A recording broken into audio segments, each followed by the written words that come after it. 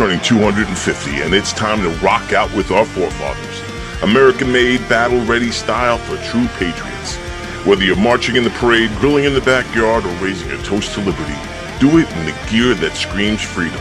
Celebrate 250 years of USA in style. Wear your American pride loud.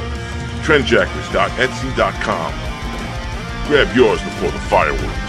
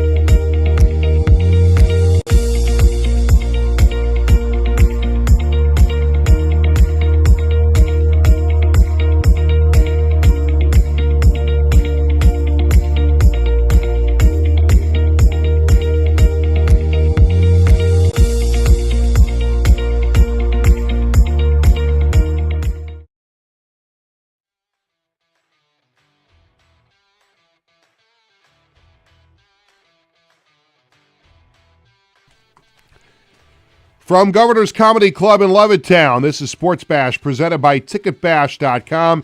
TicketBash.com, where memories are made affordable and where you'll never pay a service fee. TicketBash.com is the best site to go to for Super Bowl packages. You can use code HOLIDAY15 for a limited time for 15% off your order. Sports Bash is also presented by the Ryan Anthony Head Start Fund, a group of like-minded individuals trying to raise awareness to our future generations of all possibilities of success other than just college. For more information, visit www.lookwhomadeit.org. Hi again, everyone. Happy Thursday. I'm Peter Schwartz. Welcome to Sports Bash, 516-465-3990. It is freaking cold outside. Oh my God. And I am always one that would prefer the fall and the winter to the spring and the summer because I'm a big guy and I don't like the sweat. So I would much prefer, ideally, you want the temperatures to be in like the 50s, 60s, maybe touch into the 70s for me. Again, I can't speak for everybody else that wants to sweat their you-know-what's off during the summertime when it's 90-something degrees and all that humidity. Give me fall, give me football season, Give me a sweatshirt. You know, that's how I roll. I don't mind the snow once in a while. I don't mind it getting a little cold, but man, oh man, this is ridiculous. And you know what? The funny part about that is usually when it's this cold, I got the relatives from Florida that will call up. Oh, you should come down to Florida. It's cold there too. I see in South Florida, like at night, the temperatures are getting down to the 30s. And you know they're playing. We had Steve Meyer from the NHL on a couple of weeks ago to talk about the outdoor game, the Stadium Series game on Sunday night in Tampa, the Bruins and the Lightning, and the concern there was that it was going to be too hot to melt the ice, and they built that tent over the ice, and they're making the ice right now, and they built the tent. And I saw something where the game time temperature on Sunday night for the outdoor games will be 44 degrees in Tampa, which is perfect for an outdoor game. But here, man, it's just like, it's bone-biting cold. And within like 10 minutes of shoveling the other day when the snow came down, like you really like feel like your hands, even with the gloves on, you feel like frostbite. It's cold. But in any event, we move on. I mean, hopefully at the end of this week, we can get through this cold spell and some of the snow can melt.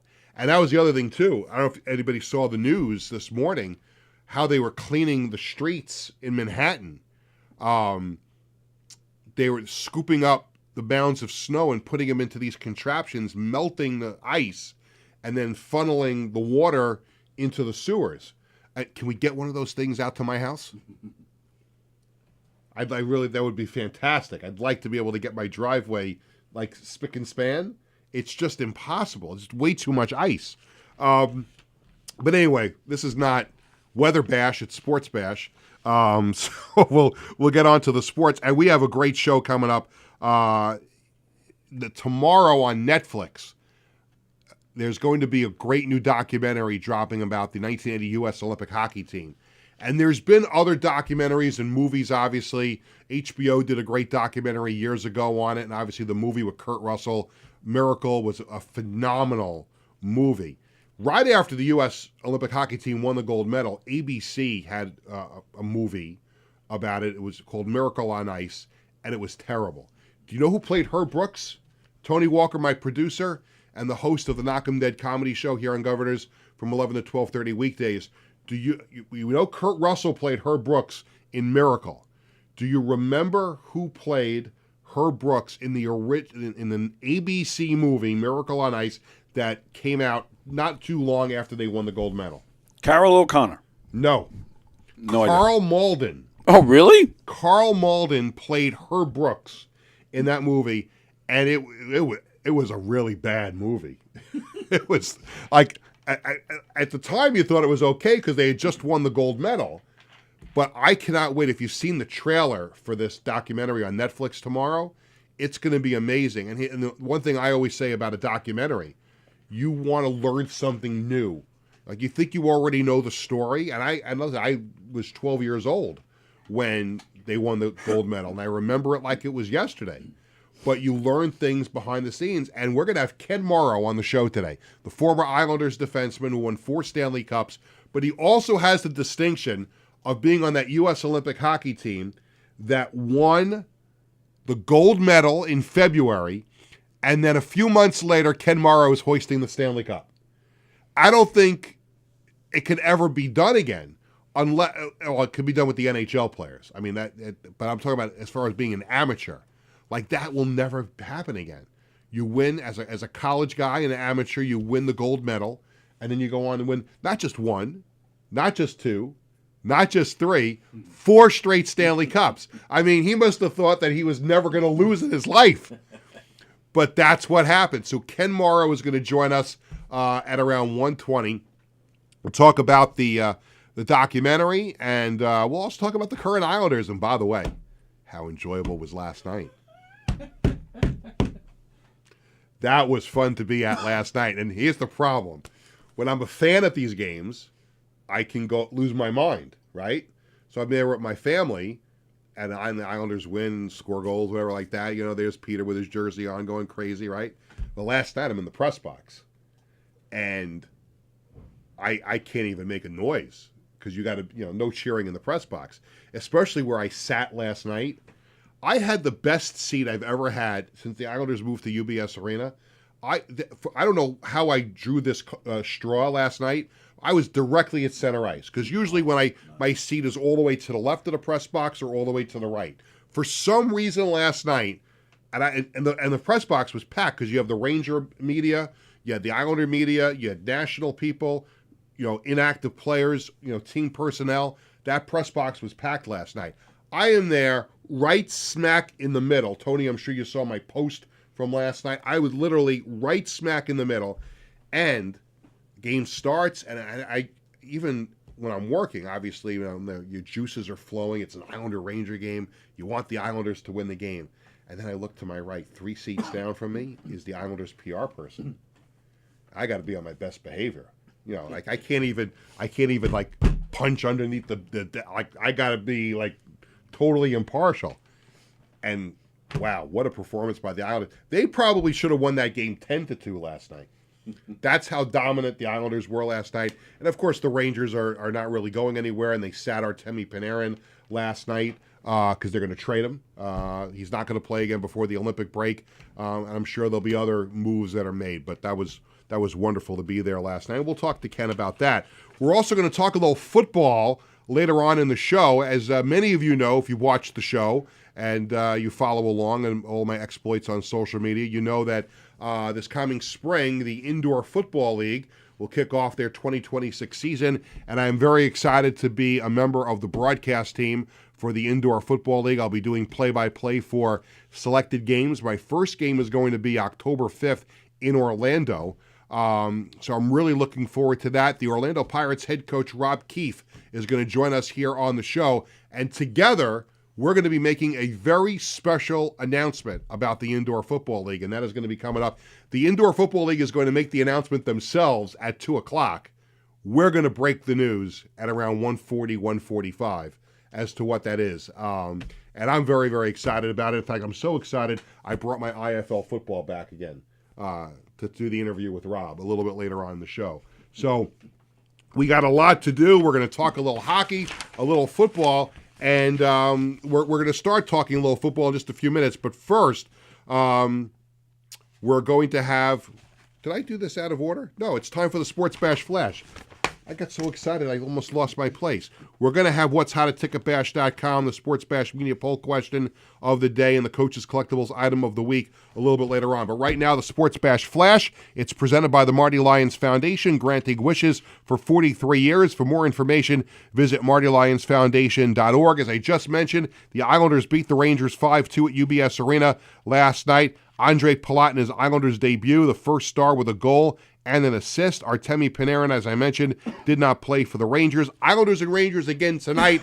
Back end of the home and home. They're going to play tonight at Madison Square Garden. The Jets have named Dolphins defensive passing game coordinator and secondary coach Brian Duker as their new defensive coordinator. Wake me up next year when the Jets do this all again after they get rid of the entire coaching staff.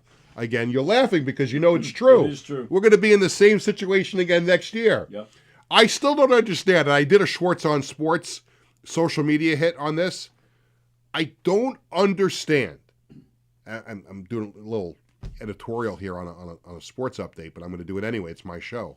I don't understand how Aaron Glenn was allowed, after a 3-14 season, to basically change 90% of his coaching staff. Who gets to do that after 1 year at 3-14? That's how screwed up the Jets are. And I mentioned it the other day. I don't want to hate Aaron Glenn. He was an all-time great Jets player. And the last thing I want to do is hate the man. But this is ridiculous.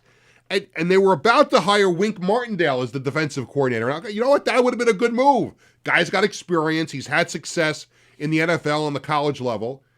And they were going to hire him. And then Aaron Glenn decides, I want to call the plays. Why do you need a defensive coordinator then? If you're and you're the head coach, if you're going to call the defensive plays, Why do you need to hire a defensive coordinator? I don't get it. Maybe I'm missing something here. At 58 years old and in this business for 36 years, what am I missing here? Why would you want to call the plays? Why hire somebody? You could save Woody Johnson some money by not hiring the coach. And here's the other thing too, Mr. Glenn. If you want to be a defensive coordinator so bad, why don't you stay in Detroit? You had success there as a coordinator. If you don't want to be the head coach, then go back to Detroit and be the defensive coordinator. I don't get it.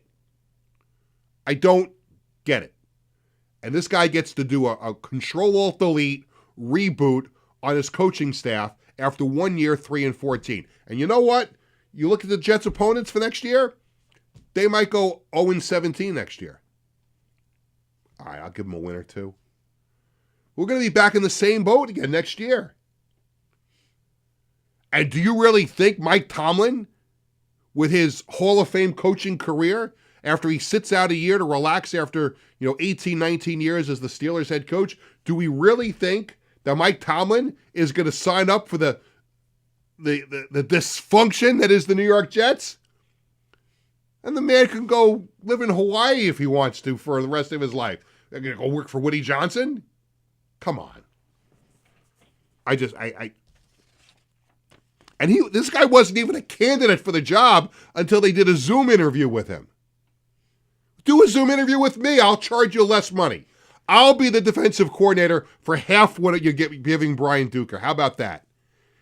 And I don't have to do anything because Aaron Glenn wants to call the plays. You can hire Tony Walker as your defensive coordinator. That would be stupid.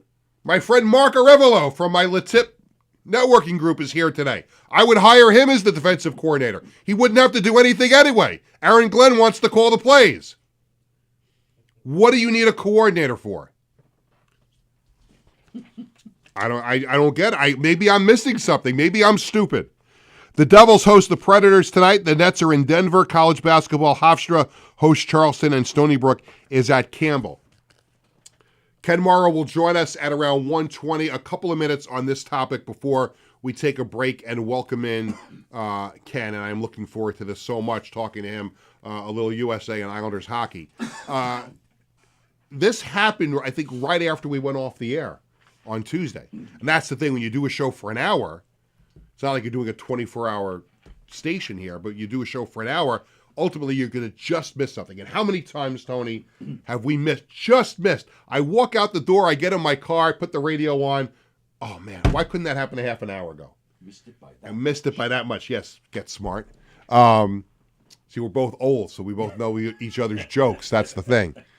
That was a great TV show, wasn't it? Didn't you love it? Maxwell Smart, that phone on his shoe, and the cones of silence, right? That was great. And Channel 11 kept replaying them through my childhood over and over and over again.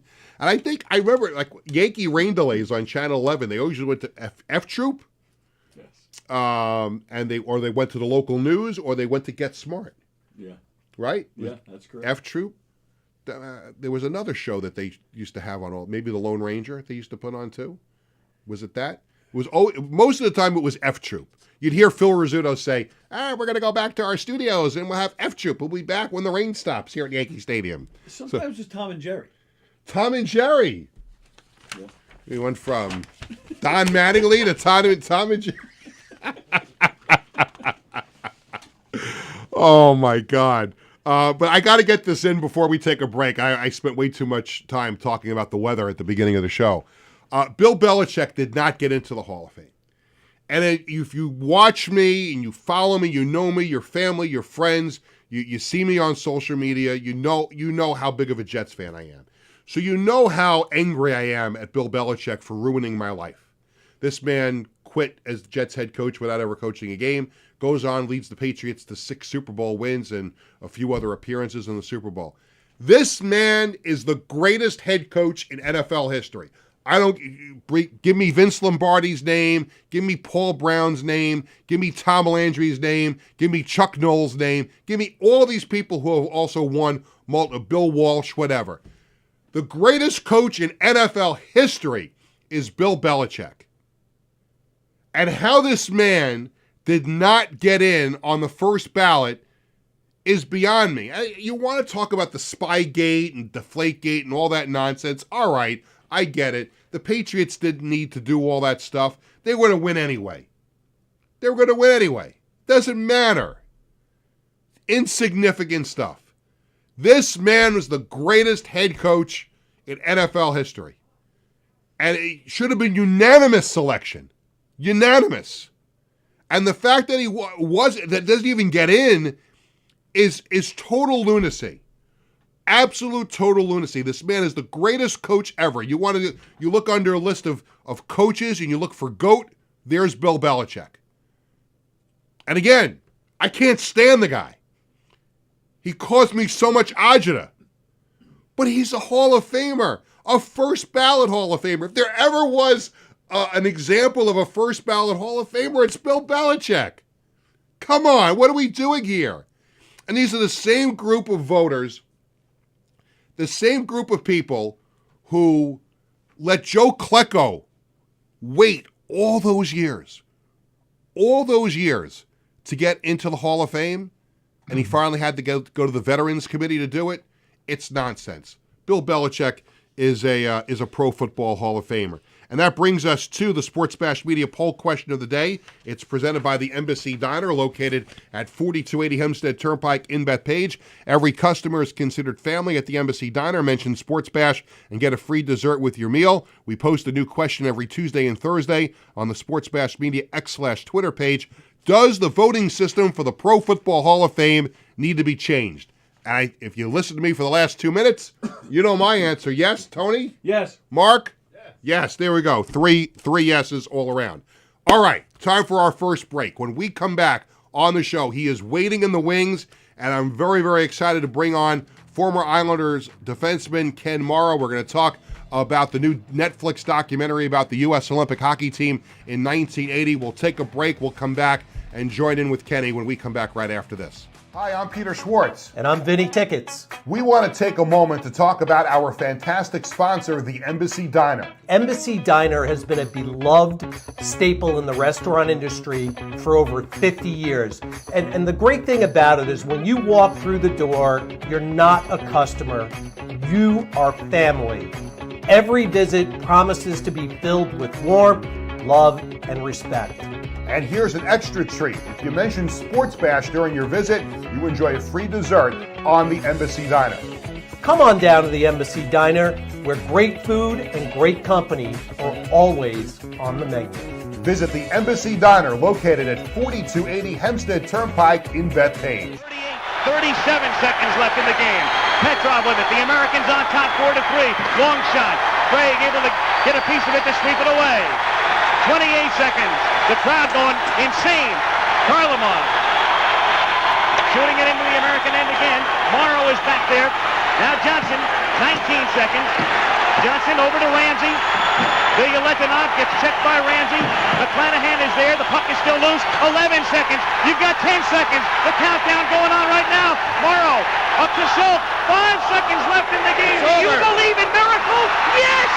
Unbelievable.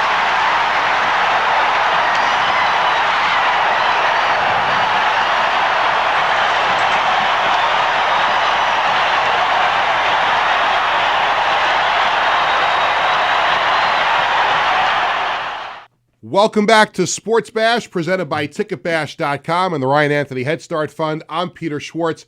46 years later, and you still get goosebumps watching that footage. The final minute of the United States victory over the Soviet Union at the Winter Olympics in Lake Placid in 1980. And of course, the United States went on to win the gold medal. It was called the Miracle on Ice. And there have been so many different stories told about that great moment for the United States. And the newest documentary is going to be released on Netflix tomorrow. It's called Miracle, The Boys of 80. And a member of that 1980 U.S. Olympic hockey team who went on to win 4 Stanley Cups with the Islanders is Ken Morrow. And he joins us here on Sports Bash. Ken, it's Peter. How are you, sir? I'm doing great, Peter. It's always great to talk to you, and especially after a big Islander win last night. Yeah, so we'll get to that in just a second because early in the show I expressed my giddiness over what happened at UBS Arena last night. But we'll get to the Islanders in just a second. But we just watched the last minute of the win over the Soviet Union. It was Al Michaels and Ken Dryden on the call on ABC in Lake Placid, 46 years ago. And you were on the ice there for that last minute. Al Michaels called your name a couple of times as you knocked the puck up the boards in the final seconds. And when you watch that footage all these years later, it's a silly question. I'll ask it anyway. Describe your feelings when you watch that back all these years later. Well, it's not silly because 46 years later, I still get chills when I hear that call. And as you said, for Al Michaels to hear my name in the last 10 seconds. And I know Mike Eruzione says the great thing about it is every time he watches the film of the game, he says, we win.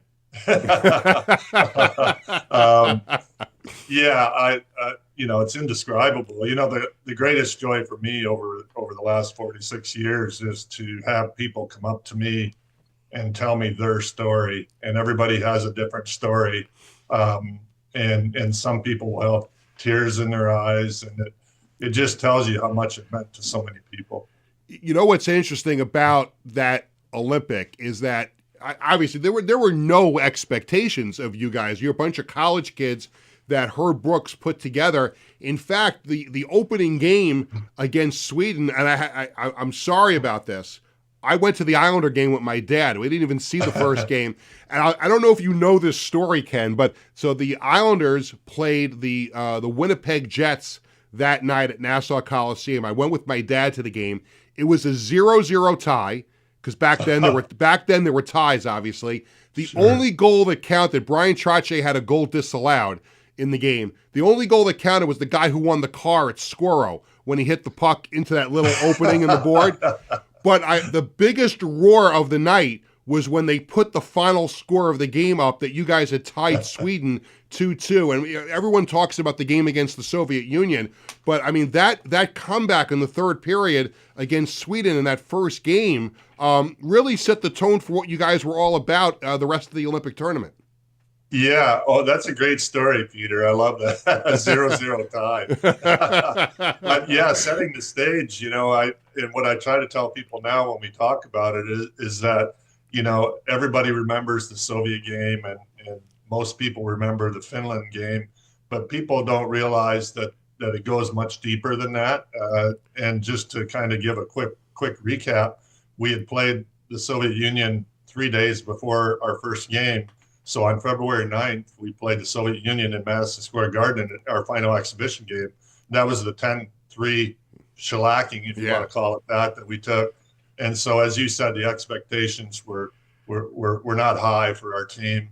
And in our first game, February 12th, a day before the opening ceremony. So there wasn't a whole lot of fanfare about the game. And the building was half full because people were still arriving in Lake Placid. Mm-hmm. And we had to come from behind, as we did in 6 of the 7 games. We were down 2-1 in that game. And Herb Brooks pulled Jimmy Craig, and we scored a goal in the last 30 seconds. And that really started, for us, it started the momentum and the snowball rolling. No question about it. And this, there have been documentaries about that run before. Obviously, HBO did a great one a number of years ago. And I mentioned before, the movies Miracle, and there was Miracle on Ice that came out right after the Olympics on ABC. By the way, what did you think of the job that Carl Malden did as Herb Brooks in that first movie? I still chuckle about that. That was in 1981 when made-for-TV movies were really popular at that time. Yeah, and I remember running into Herb Brooks many years later, and he brought that up, and he was not happy that they had Carl Malden portraying him in the movie. And it's great entertainment. You can pull it up on YouTube and watch the whole movie. But yeah, I don't know that people realize that movie is out there. Steve Guttenberg was in it. Yeah. And there were some other actors they might recognize. But in that movie, they used actors to play some of the hockey scenes. So it's quite comical when you watch it, because they have these actors that can barely skate doing some hockey scenes on the ice. And the difference with the Miracle movie that came out in 2004 is that they actually got hockey players and they kind of turned them into actors. Oh, no question about it. Miracle was a great movie. I'm going to jump ahead here a little bit. I'll get back to how Netflix put the documentary together, but I have to get your perspective on something that happened in Miracle, because when my wife and I went to go watch the movie in the theater, and she knew how much the 1980 team meant to me, because I was 12 years old when you guys won the whole thing.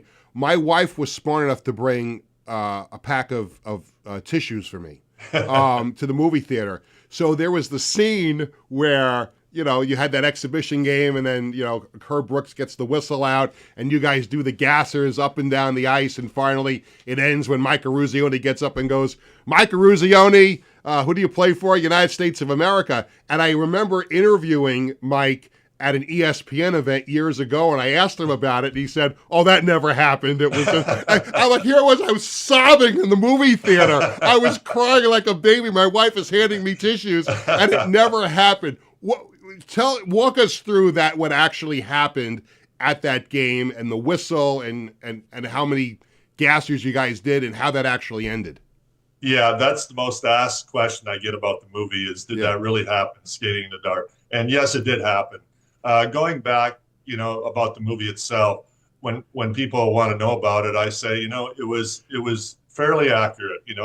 All the big defining moments of the team, they captured. There was really no need for them to Hollywood it up, I guess you would say. But the scene that you're talking about, yes, we played a game. Our first trip as a team, we went over to Europe for a couple of weeks, and I think we played 8 games over there. And our last 2 games were in Oslo, Norway, against the Norway national team. So this was a team that we were going to face in the Olympics, and Herb wanted to have a good showing. And our first game against them, we came out, I would call it like a lackluster game for us, and we tied 3-3. And Herb stopped us before we skated off the ice, and he told us to line up at both ends. In the movie, they had us all lining up at one end. We lined up at both ends of the ice, so one group could go and then the other. And he pulled out his whistle, and he essentially what he said was, "If you aren't going to skate in the game, then we're going to skate now." He was trying to send a message right away to our team that, the standard was going to be much higher. And so we started doing what we called our Herbies, which were our kind of suicide drills, I guess you would call them, or whatever. And we were doing them all year long. But and so we went about a half hour or so. The rink manager came out about halfway through and told Herb that he had to go home. And I think the words that Herb said were, "Well, leave me the keys." And so the guy went off the ice and shut the lights off in the arena. So here we are in a semi-dark arena, and we kept skating for another half hour or so. And what actually stopped it, what the movie did with that scene that you're talking about with Mike Eruzione, that was more symbolic of what actually happened. They were trying to show that this was a defining moment, as far as this is when the team kind of came together. Right. It was us against our coach. And so what actually ended it was our best player, Mark Johnson, during one of the breaks that Herb had given us, took his stick and slammed it over the top of the glass and broke his stick. And Mark was a very quiet guy. He was our best player. And I think at that point, Herb knew that he had gotten his point across, and he called us together. And I think some guys remember him saying, "If you guys play like this again, I'll skate you until you die." and here's the thing. We played that same team the next night, and we beat them 9-0. Wow. There you go. Yeah. That was much better. Yes, much better. Yeah, we're talking to Ken Morrow, former Islanders great defenseman and a member of the 1980 U.S. Olympic hockey team. Netflix documentary drops tomorrow, Miracle, The Boys of 80. And from seeing the trailer and seeing some of the other coverage of this documentary, Ken, you guys gathered, a lot of you guys gathered in Lake Placid recently to watch the game again. You were in the building where you won the gold medal and beat the Soviet Union. What was that like, being together again with some of your teammates, watching the game again, and how Netflix put this whole thing together? Yeah, just it turned out to be an incredible experience, and in Hollywood terms or whatever filmmaking terms, it happened fairly quickly. They brought us together this past summer in Lake Placid. Always, whenever we're able to get together as a team, especially now that we're getting a bit older, it's always for us just tremendous to take advantage of something like that. So yes, they brought us in this past summer for 3 or 4 days, and they filmed us in the arena and in the locker room. And then the great thing about this documentary, there were some guys that were directing this and producing this that had actually been a part of the Miracle movie that was done 20 years ago. So they certainly, there was a history there with our team. And I think they just did a tremendous job with this documentary. And the one great thing about it is it's about I think it's over an hour and a half long. I've seen a preview of it. Is that they came away with, I think there was about 160 hours of footage that had never been seen before. Wow. And so they were able to go into this footage and pull out, and for me watching it, it was like I was seeing things for the first time through a new lens, I guess you would say. So it was,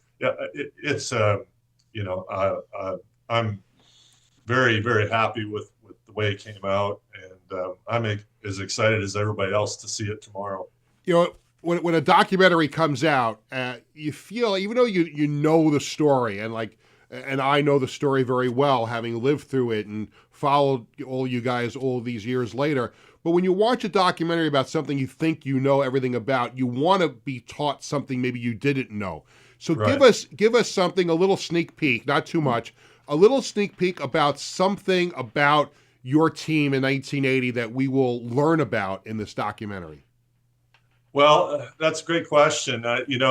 Here we are 46 years later. You would think I've heard every story there is to tell about it. And whenever we get together, there's still something new. Like a couple of years ago, Craig Patrick told the story about him coming into the locker room between the second and third period of the Finland game, that Herb Brooks had asked him to go in. He said that the players aren't listening to me anymore.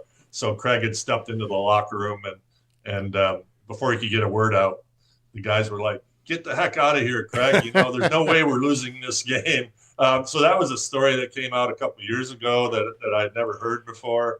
I think what this documentary does is it kind of delves into some of the guys' backgrounds growing up, their family, things like that, before joining the Olympic team, which I don't think there's been a lot of that's been done.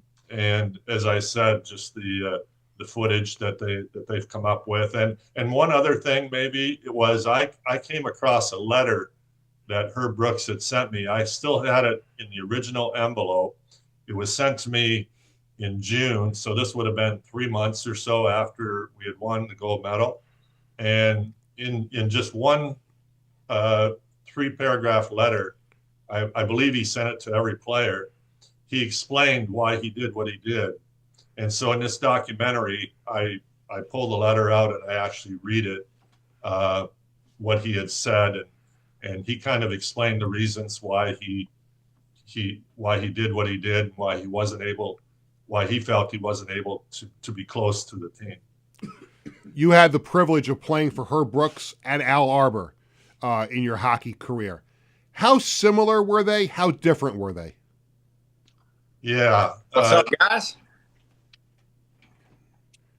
I'm sorry. Go ahead, Ken. Did you hear? I'll ask the question again. You had the pleasure of playing for both Herb Brooks and Al Arbor during your career. How different were they, and how similar were they? I lost you. Do you have me back now?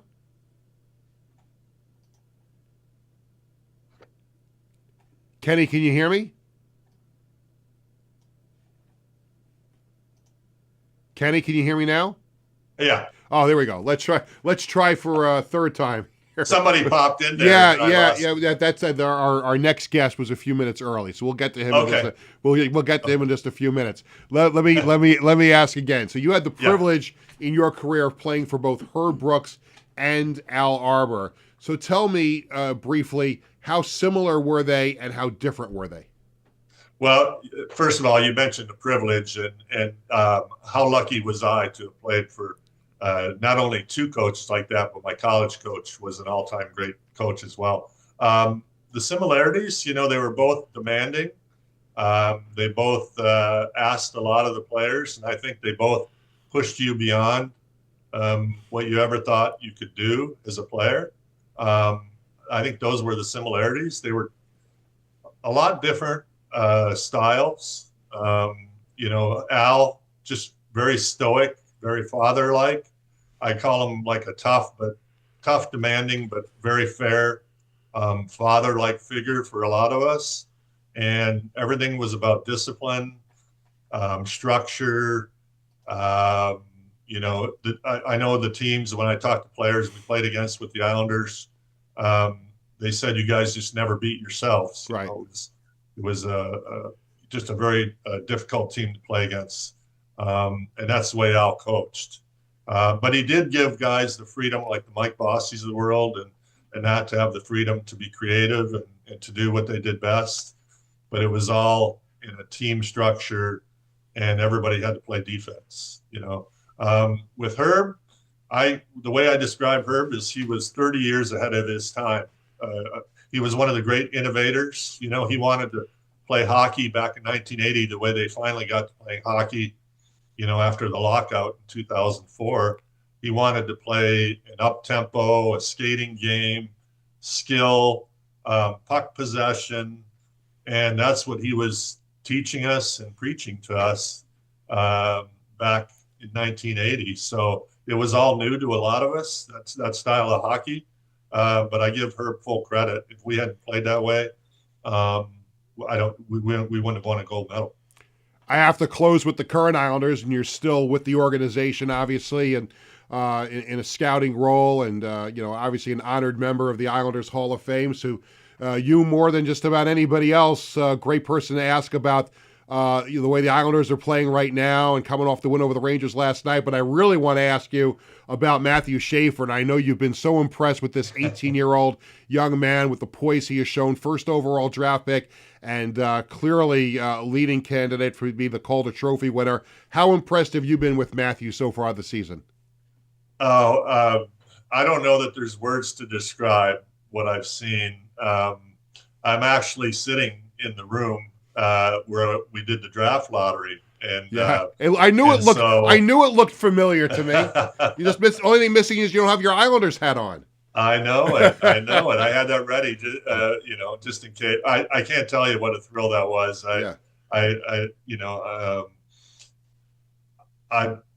Such a thrill for the Islander. First of all, the Islander fans, and then the Islander ownership, and just I didn't know anything about Matthew Schaefer as a player before I heard his name, at the draft lottery. But wow, I can tell you, I've been in hockey my whole life. I've never seen an 18-year-old young man impact a team the way he has with our team. Yeah, he's been incredible, and a big win last night. They play the Rangers again tonight.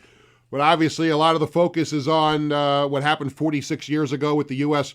Olympic hockey team, and the name of the documentary is Miracle, the Boys of 80. It drops on Netflix tomorrow, and Ken Morrow was a member of that 1980 team and then went on to win 4 Stanley Cups with the Islanders. Ken, it's always great to talk to you. I wish we had more time. I know the book is doing well, the book that you and Alan Krita wrote about your life in hockey, and I know it's out in paperback now, so I wish you all the best with that and can't wait to see the documentary tomorrow. Thank you, Peter. All right, I'll see you next week. See you next week at UBS Arena. Okay, I'll see you next week. Thank you. You got it, Tony. We're not gonna take the next break, but I do want to squeeze in before we get to our next guest. It's time for What's Hot at TicketBash.com. TicketBash.com is your home for Super Bowl packages for a limited time. You can use the code HOLIDAY15 for 15% off your order. Get the best seats at the best prices with no service fees at TicketBash.com. On the sports calendar, Rangers host the Islanders tonight at the Garden. And also on Sunday, the Knicks host the Lakers in what could be LeBron James' final game ever at Madison Square Garden if he calls it a career after the season. Upcoming shows and concerts, Rascal Flatts at UBS Arena tonight, the Harlem Globetrotters at Barclays Center on February 15th, and WWE Monday Night Raw returning to the Garden on March 30th. We thank Ken Morrow for his time during the last segment, and now we want to welcome in our next guest. And many of you already know because we talked to Todd Tryon, the commissioner of the Indoor Football League, a couple of weeks ago here on the program. Do we have to take a break to get the different border in place, Tony? Do we have to take a quick break? No, just give me a second. All right. So you know that I'm going to be a broadcaster for the Indoor Football League coming up this season for the 2026 season. My first game is going to be October 5th in Orlando, and we also have a special announcement to make about the Indoor Football League for this season. And to do that, I welcome in the head coach of the Orlando Pirates, Rob Keefe. Rob, it's Peter. How are you, sir? Peter, how you doing? Can you guys hear me okay? We can hear you great. Thank you so much for joining us here on the program. You have spent a life in indoor football and playing and coaching, and now you've got the opportunity to take over the Orlando Pirates, who just moved to Orlando from Massachusetts. You're playing in a beautiful new arena, the Kia Center. How excited are you to take over the reins of the Pirates and get ready for the 2026 season? Well, hey, man, first and foremost, thank you guys so much for having me on, man. This is awesome to come here, represent the Pirates and represent really the Indoor Football League. I know we got a lot of cool stuff to talk about, but, for me personally, Orlando has been home base for me for about the last 14 years. And I think any coach can attest, like, we're living this very military lifestyle, right? We'll go wherever, we're kind of stationed, and we'll coach, we'll try to win a championship, and then you go back home to family. And so to be able to be in Orlando and then get that phone call to then coach the Orlando Pirates, I mean, man, I tell you what, you talk about, understanding why you're coaching here, really pumped up about it. But you're right, man, the Kia Center, where the Orlando Magic play, I've been all over the country as a player and a coach for the last 20 years.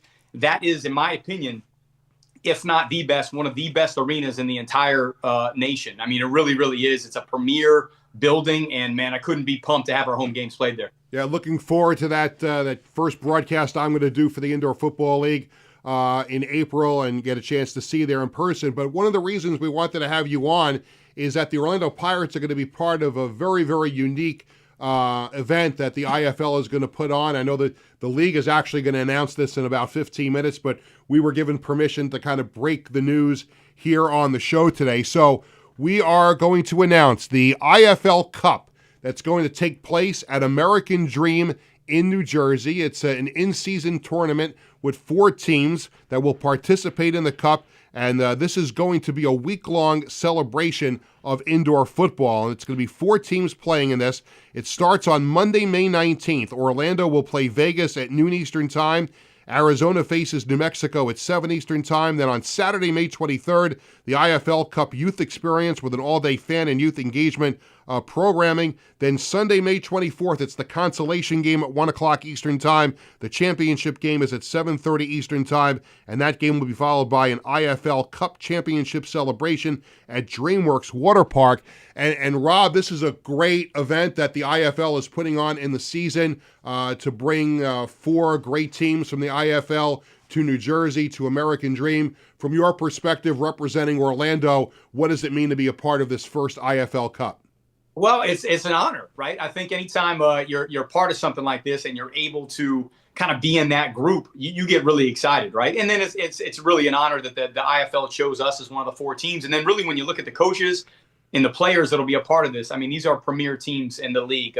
Myself and the head coach of Vegas and the head coach of Arizona, well, we're the last 3 champions within this league. And then you add the New Mexico team, which is going to be coached by a gentleman, Kyle Moore Brown, who is local from the New Jersey, New York area. Like, he's going to have a lot of people there. So what a cool experience. I mean, you're looking at almost like a an MLS type tournament mid-season, a hockey tournament, if you will. I mean, it's in my opinion, playing obviously at the American Dream, mall. I mean, what an awesome, experience. What a cool, unique thing. It's almost like playing hockey, outside. And it's the same kind of concept. And so to have it mid-season, totally cool, man. We're really pumped to represent. It is a wonderful place, and I've been there a few times with my family. Obviously, it's a great place to shop, to eat, and take part in all those great things that they have there. But I've also been to some sporting events there at American Dream, and it really makes for a unique atmosphere that all of a sudden, we're going to go to this store and go to that store. Wait a minute, there's a football game going on this hockey rink over there. I'm sure you're going to enjoy this. This is going to be a wonderful, wonderful atmosphere. Yeah, it really is. And look, back in 2011, I was the head coach of the Spokane Shock, and we were in a building in Spokane, Washington, a secondary city kind of to Seattle, but a beautiful place. The building that we played in, Spokane Memorial Arena, only held about 10,000 people. They decided to have a game outside, and we played in an amazing, place, 16, 17, 18,000. So it's cool when it's something unique. I mean, that's what I'm excited for. Mid-season, kind of a break in the action, but to be in, the New York area, we're going to be able to see the sites with all the players. There's going to be a lot of camaraderie that's going to be around it, and a lot of great competition. The winner of those games will then play each other, at the end of the week. And so we don't really know who will play the secondary time. So it's just cool, man. It's a lot of great competition. I think it's going to be an awesome environment. Is the plan to spend the whole week in New Jersey, or do you guys go back to where you are and then come back at the end of the week, or do you guys stay in Jersey the whole week? Yeah, the league's doing an amazing job. All 4 teams will stay there. So like you said, the first game, right, we're going to play Vegas and New Mexico, play Arizona. The winners will then play each other the following Sunday. We'll stay there all week, man. We'll do the sites. We'll go to New York City. I mean, we'll represent the league really well. Probably be a lot of press involved, and just a cool thing, man. And we'll work out the practice times and the locker room schedule, like all the coaches are already discussing that kind of stuff. They'll have a good itinerary for us. So it's just a really already a professional setting. Hopefully by that time, Rob, the snow and the ice here in the New York area will have melted by that point. I tell you what, when I first, I put this button up on just for you guys. I was taking a button off being in Florida here. I didn't know if that was okay for you guys. Rob, I get it from my family all the time when it's cold here. They got to call up, especially my uncle. He called it, it's 85 degrees here in Florida, but you don't really have that there right now this week. Isn't it pretty cold there? I tell you what, you're in the 60s and 50s, people in Florida are bundled up. But to me, look, I'm from the D.C. area. This is beautiful, man. This is it. There's no bad day otherwise, I'll tell you that. We're talking to Rob Keefe. He is the head coach of the Orlando Pirates of the Indoor Football League, and we've broken the news about the IFL Cup coming to American Dream in New Jersey this coming May. It's going to be a great event. But the 2026 season is right around the corner. And when you think about the sport, indoor football, this is the longest running league, going right now since 2008, 2009. And you're someone who has spent a life in indoor football. What is it about the IFL that has made it so successful and now to this point in 2026, with 2 national TV deals with Yahoo and FanDuel, now putting this cup on and strong franchises from coast to coast? What is it about this league that makes it so special? Oh, great question, man. And look, first, I'm so happy that, I get to represent the IFL, but I think it starts with leadership. You have a lot of committed owners, and you have a great commissioner in Todd Tryon. You have people that really care about furthering this league. And then for me as a coach, and a lot of coaches like myself, look, it's a league of opportunity. I've been very fortunate to have helped a lot of players that make it to the next level. I mean, look, when I describe the level of talent that's in this league, in the NFL, there's a given maybe 2,000 people a year. I mean, you're talking 400 million people in America. I mean, that's the 1% of the 1%. Well, what happens to these other guys? What happens to the guy that just got cut by the Giants? What happened to the guy that just got released by the Jets? I mean, there's a lot of good talent. And so I wish the Jets would release everybody. I'd like them to start over. Yeah, right. Well, and so then we're able to help guys promote, and it's just great football. But there's cities and fans that really take to this sport. For instance, for Orlando in the Kia Center, it's an amazing building, and at an affordable price, you can come inside and you can actually, in the middle of summertime when it's 95 degrees outside, come watch professional football players. I mean, our roster right now, Alabama, Georgia, Auburn, Miami, UCF, Florida State. I mean, this is a good league. And so you have owners that care, and now you're talking obviously programs like yourself, FanDuel, Yahoo Sports, National. It's just a matter of time before these big sponsors start popping, and longevity says a lot about, how awesome this league has been. Now, we have to take care of some business here between you and me because I'm looking forward to being part of the Indoor Football League and being a part of the IFL Cup. By the way, I'm going to be the PA announcer for the 4 IFL Cup games at American Dream, so I'm excited about doing that. But you and I have a little bit of a history that I have to share with everybody because I go back in indoor football, arena football, back to being the radio and sometimes TV announcer for the New York Dragons from 2001 to 2008 in the original Arena Football League, and you were a wide receiver back then, and in 2008 you were on the Philadelphia Soul, and this sometimes is very difficult for me to bring up the subject, but the New York Dragons got screwed in a playoff game against the Philadelphia Soul in 2008 in Philadelphia. Larry Bracken's knee was down at the 1-yard line before that ball crossed the plane of the goal line, and ESPN didn't have a very good angle of the replay, and you guys wind up winning the game and going on and winning the Arena Bowl. And I want you to know that all these years later, I still hurt from that. And I want you just to admit all these years later that Larry Brackens didn't get in the end zone.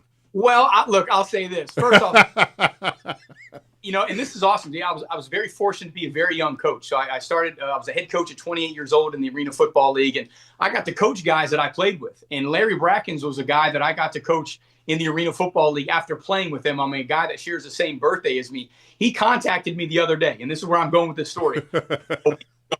He's telling me about his nephew that would love to play for us, and we're kind of going back and forth. And we brought this exact scenario up. We talk about this all the time. And yeah, look, for those who don't know, we were the number 1 seed of the Philadelphia Soul, and we were playing a great game. And it's 13. We're 13-3 in the regular season, and literally there was we got down. New York Dragons were beating us, and we had one of those final plays, last second ditch effort to get in there. And it was a block scenario down the field. We ran a dig.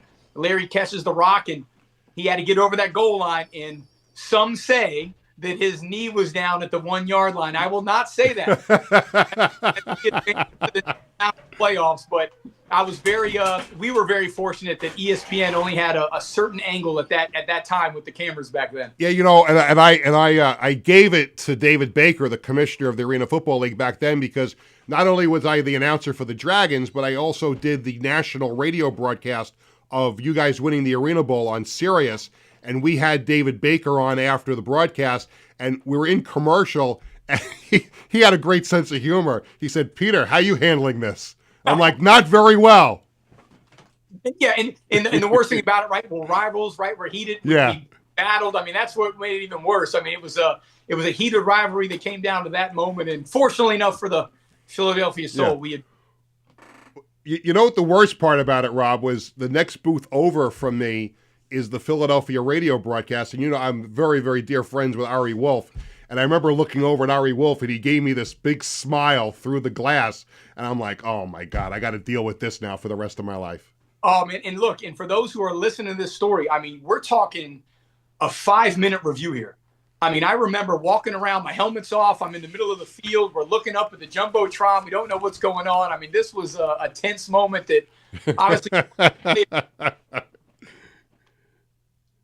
It was, and it was a great crowd in Philadelphia, and obviously great memories. And I take all great memories throughout all the years that I worked in indoor football. And excited about the IFL, and excited to see you in person and in April, and also in May at American Dream for the IFL Cup.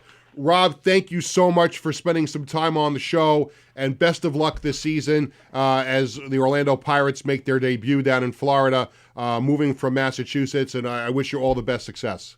Hey, Peter, I appreciate you, man. Thanks for having me on. Go Pirates, all that good stuff. What, and, before you go, I just want you to know I got my IFL football here, and this is actually a Massachusetts Pirates football. Hey, I'll tell you what, collector's item right there, man. But, Jared Widman, who is the president of business operations for the IFL, has promised me some new gear. So hopefully he comes through on that. Well, and I tell you what, he will, man. Jared's doing a great job for this league, man. And people like him are obviously furthering this league. And so just like you, man, I appreciate you having me on, man. Just representing the IFL here. And I can't wait to see you soon, man. You got it, Rob. Thank you so much. Good luck this season. Thanks, guys. Thanks so much for having me on. That's Rob Keefe, the head coach of the Orlando Pirates. I tell you what, it really does hurt for me to talk about that. It was actually a really, really difficult moment walking out of that building that night after, the Dragons had that win snatched away. And, if you're going to do instant replay on TV, do it right. Get that camera angle down the sideline. Get that camera angle over the sideline. Man, come on, ESPN, and they really messed that up. And I had to go call the Philadelphia Soul a couple of weeks later, winning the Arena Football League title on Sirius. So that was hard. But, of course, just all joking aside, it was great memories of all those years. And I'm so excited to be part of the Indoor Football League this year as a broadcaster for their 2026 season. It's time for the Coaches Collectibles Item of the Week. Check out this Giants Jackson Dart Cam Scadaboo signed and framed 16 by 20 photo. Coaches Collectibles, your number one source for 100% authentic sports memorabilia and live public autograph events. Check them out online at www.coachescollectiblesny.com and use code SPORTSBASH for free shipping on all orders. Before we say goodbye on the show, wanted to talk about some news that broke here on Long Island yesterday regarding the hat that I'm wearing here on the show today, the Long Island Ducks. The Long Island Ducks made their debut in 2000 as Frank Bolton brought minor league professional baseball to Long Island. He had tried moving the Albany Yankees to Long Island. The Mets blocked it. And here's a guy who loved Long Island, loved baseball, wanted nothing more than to bring professional baseball to Long Island.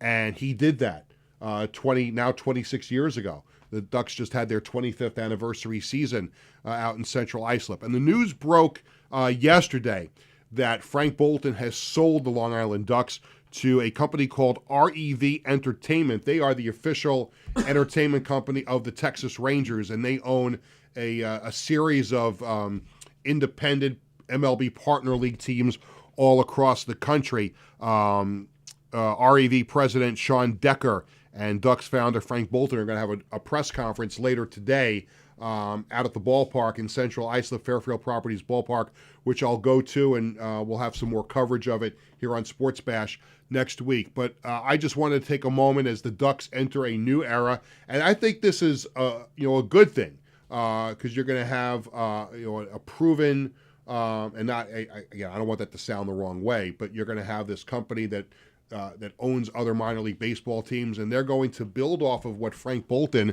and the Long Island Ducks have built here on Long Island for 25, 26 years, and that is family affordable entertainment, fun baseball to go out and watch. And I was at the first game as a fan, 26 years ago. And the front page of Newsday the next day, you see this young girl is the first one in the ballpark. She got credit for being the first one.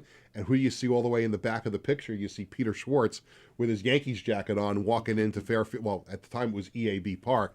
But Frank Bolton brought the Ducks here, did a great job, and now REV is going to take the baton and carry the Ducks into their next 25 years. And this will all be more explained at the press conference later today. But I had an opportunity a few years ago to join the Ducks as a part-time PA announcer. I do a handful of games during the season. And the Ducks have been so special for everybody on Long Island. If you're a baseball fan, if you're not a baseball fan, it's just a fun night out or fun afternoon. And to have a chance to be the PA announcer for some games. And then it was one thing to go to games, just as a fan, but then to start bringing my family to games and watching my kids enjoy going to Long Island Ducks games. And this just circles back to Frank Bolton. So, on behalf of everybody here at Sports Bash, on behalf of my family and everybody who has been to a Long Island Ducks game over the years, want to say thank you to Frank Bolton for bringing the Ducks to Long Island. I know you're not going to be too far away. I think you're still going to be,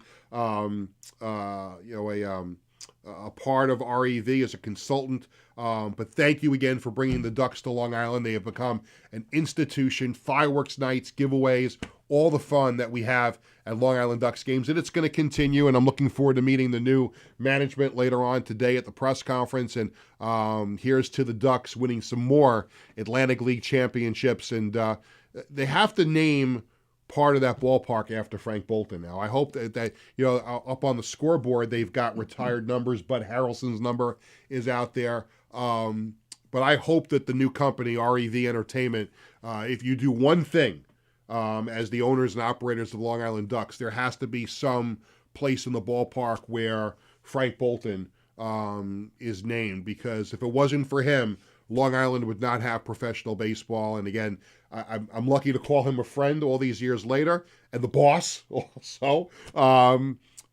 So we thank Frank again, and look forward to many more years of Long Island Ducks baseball here on Long Island. That'll do it for this edition of Sports Bash, presented by TicketBash.com and the Ryan Anthony Head Start Fund. Thanks to my guests, Ken Morrow and Rob Keefe. Thanks to our social media coordinator, Leanne Burgess. Thanks to Tony Walker and everyone at Governors. Sports Bash is sponsored by the Embassy Diner in Bethpage, by Coaches Collectibles, and by the Marty Lyons Foundation. For our entire crew, I'm Peter Schwartz, saying thank you for watching. Sports Bash returns Tuesday. I'm going a little loopy here at the end of the show. Sports Bash returns Tuesday at 1 o'clock.